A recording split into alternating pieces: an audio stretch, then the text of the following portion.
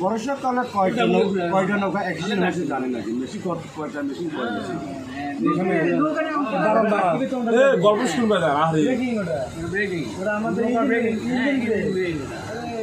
নৌকারও আছে নৌকাটা তোমার যেভাবে যাচ্ছে আটকাতে পারবে না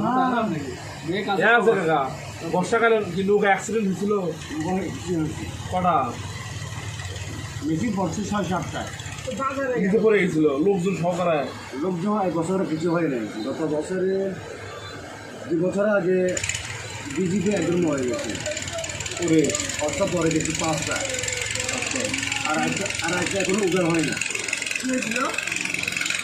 এই পাথরে নৌকা পানি খেয়ে